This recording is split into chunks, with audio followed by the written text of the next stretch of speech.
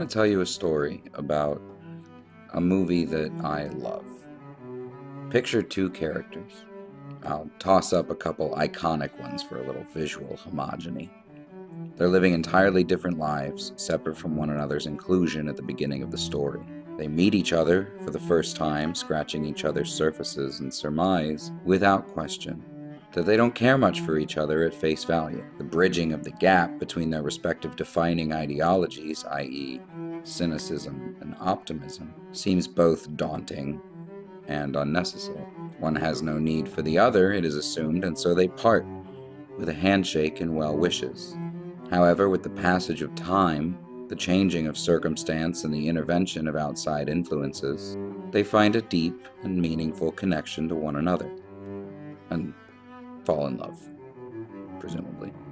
Through nothing but pure cosmic happenstance, the context through which they consume the experience of one another gradually changes, complicates, and roots itself ever deeper into not only their understanding and appreciation of each other, but of themselves. The gap that seems so vast between them closes so gradually and organically that they find themselves met at the middle, with no parts left behind, in a perfect moment. And I hate you, Harry. I really hate you. Now, if you had asked me during a part of my life when I didn't cringe at the question, what is your favorite movie? It was invariably Rob Reiner's When Harry Met Sally. Not because I appreciated the subtle genre subversions at play, or the supposition that love takes on many forms, and is at its truest or healthiest only when intersecting naturally with one's context. No, this was my favorite movie because I defined myself as a hopeless romantic. The fantasy of growing up to be charming and quick-witted like Harry, brooding and sultry like John Cusack's Rob Gordon, or cocksure and rogue like Kevin Costner's Crash Davis. These were the characters informing my sense of cool, my assumptions about how to grow up, be a man, and get the girl. I still very much love this film, which is aged with a grace that is not shared by very many of its kind. But as I'm sure you've guessed from having clicked on the title of this video, it's not the one that I set out to discuss. So, let's get to it. Let's talk about When Greg Met Yondu, or why James Gunn deserves his own cinematic universe. I need to preface this story by saying something I do not say lightly, especially given the platform, so please, if you're going to click away from my video, let it be because I'm boring, or because my voice is annoying, or because I suck at editing, which in all three cases I tend to agree. Just don't leave because of what I'm about to say. I don't like superheroes. I know it's become pretty passé to talk about feeling fatigued by the mainstream onslaught of the Hollywood blockbusters, but that's not what I mean. I don't like superheroes as a concept. They've always felt like, at best, a series of oversimplified metaphors for various abstract ideas on growing up or being a person. And, at worst, a series of oversimplified metaphors for various abstract ideas on growing up or being a person. It's nothing personal, I just never found myself connecting to these characters. Their pomp and spectacle never really spoke to me, never informed my sense of cool. I know that I can't go so far as to say that this has changed in any dramatic fashion. How disingenuous would it be to end this bit by asking what you think of my latest cosplay ideas? But James Gunn has managed to do something that no artist has ever done before. He's made me like superheroes. Well, he's sparked an interest, let's say. An unironic, unapologetic interest in the concept and culture of superheroes. Though I think it's pretty clear this was not always his intention.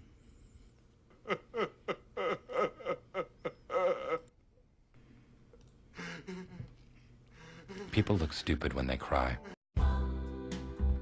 At the time that I am writing this, James Gunn has helmed the creative control of 3 superhero movies. Or rather, movies about superheroes. Or rather, even more specifically, movies addressing 3 distinctly different aspects of superhero culture. In addition to being writer-director of both Guardians films, he also wrote and directed the movie Super in 2010. And after an obligatory research session into Gunn's past works, which is a wild roller coaster ride of dissonant tones and audiences, did you know the same guy that co-wrote with Romero the script for Dawn of the Dead is also credited as writer on both Scooby-Doo live-action films and Tromeo and Juliet? God, movies are cool. I decided that it could be rather enlightening to dive headfirst into the Gunniverse, that is, all creative efforts by James Gunn pertaining to superheroes, in chronological order. And I gotta tell you, 8 years younger James Gunn, Super is hard.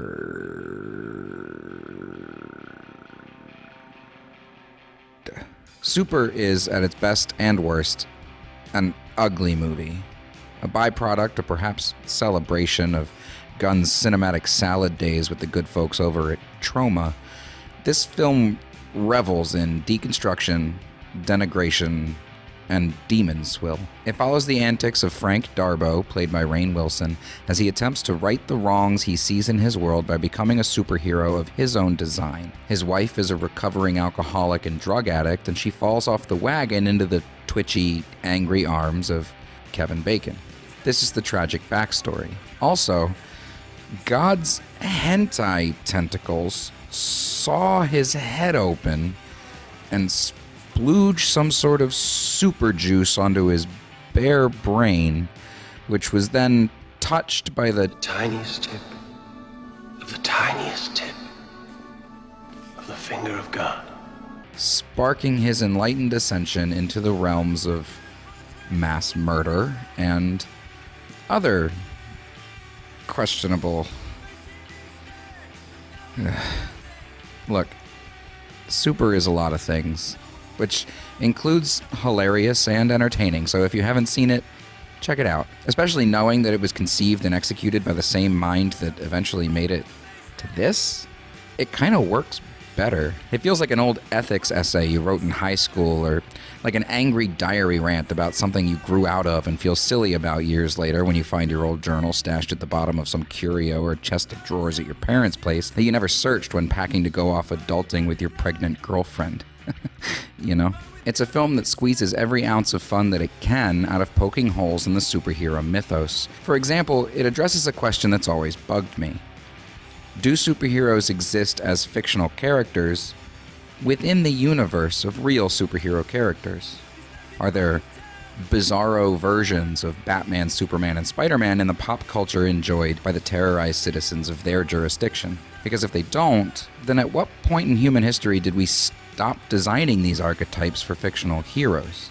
I mean, that's a pretty big thing to omit from the cultural evolution of your setting and not comment on. I mean, unless the comment is to suppose that superheroes as a concept have made so little impact on the real world that an imagined version of said world without their inclusion would be indistinguishable from reality.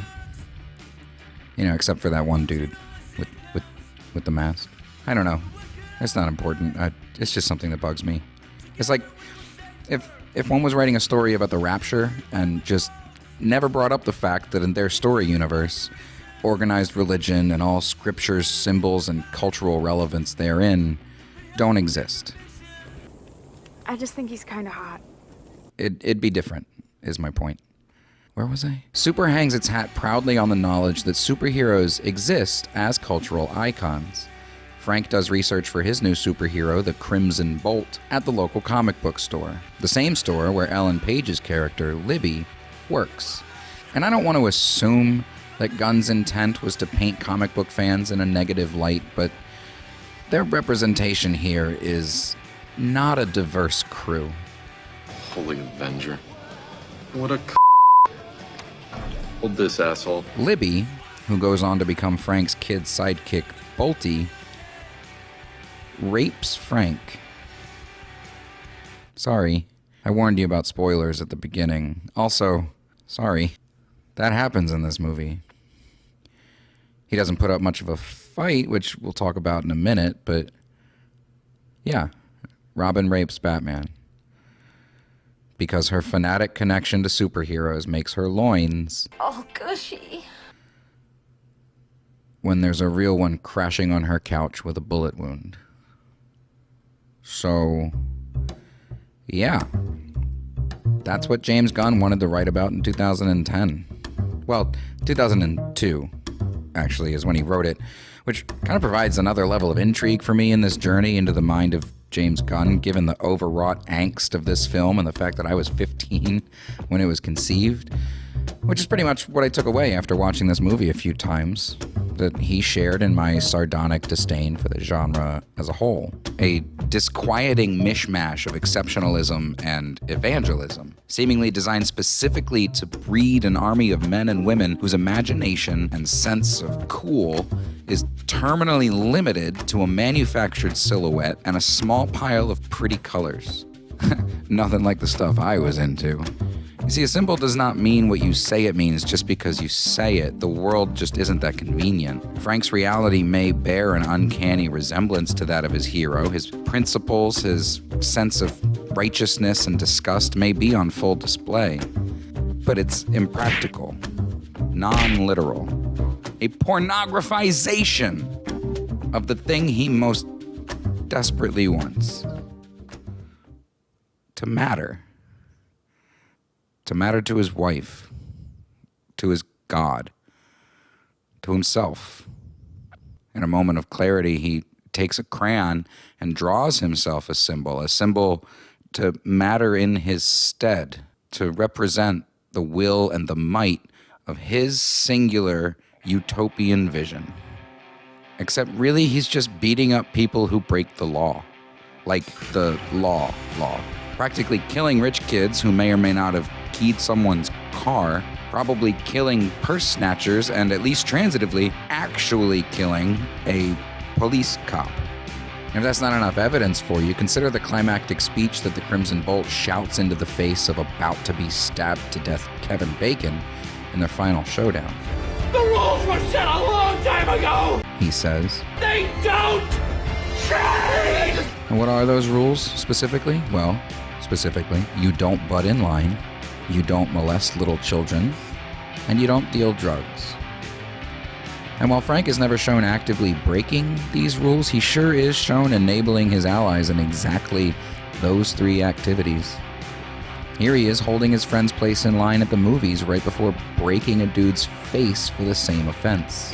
Here he is having sex with his genuinely psychotic kid sidekick, while, as mentioned before, putting up just enough fight to let her finish before tossing her aside with minimal effort. I'm not saying it was consensual, it wasn't, but he didn't seem all that broken up about it after a minute, and he certainly didn't exact any sort of justice on Bolty, so it's not really a stretch to call him an enabler of her behavior. And here he is allowing drug dealers to use his house as a drug place for drugs and doing them. Also this This is not about good and evil. This is about I had her and you didn't. This is about she loved me more because I am interesting. Yeah, authorial intent is not always a complete mystery. That being said, this is how the movie ends. Frank sits on his bed and waxes on, all soft and about the conclusion to the story. His wife was saved, went on to marry another man and have 4 kids, and whatever, it's pretty touching the first time you watch it, until you realize that he's sitting in a house where a detective was murdered, next to a garage housing a car that murdered a guy in public with its license plate prominently displayed. He's surrounded by imagery that confirms his identity as a wanted mass murderer, including a portrait of young Bolty, who got her face blown off. Like, face off. Understanding the context of this speech, this moment at the end of this film, makes it very comfortable to infer the meaning behind the juxtaposition of the frantic, crudely crayon-drawn dance sequence in the opening titles to the way the film ends. It is a pointed indictment of the insane leap in logic that brought us to this new place of selfish, complacent catharsis. This movie has a body count of exactly 20 on-screen deaths, and while a few of those do not come directly from Frank squeezing the trigger, they are all direct results of the war he started over his own insecurities about his ability to protect his wife from herself. He kicks up some serious metaphorical dust and aims his wrath in about 360 degrees of wrong directions. No consequences, no questions, and when the dust settles, the bodies are gone, and the stakes weren't real. But hey, at least one man gained the confidence to accept responsibility for a dead marriage and a pet bunny rabbit. Isn't that just...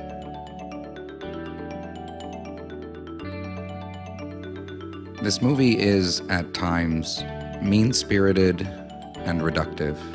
It states its case loud and clear against the inherent silliness of both costumed vigilantism and the type of fanaticism that funnels the fantasies of grown-ass men and women toward the idea that fictional characters can serve as one-to-one composites of their perfect selves.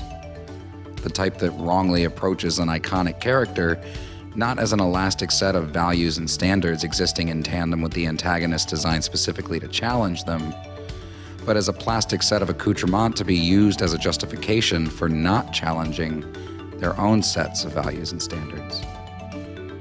Again, not like the things I was into. Nope. Nothing like that at all.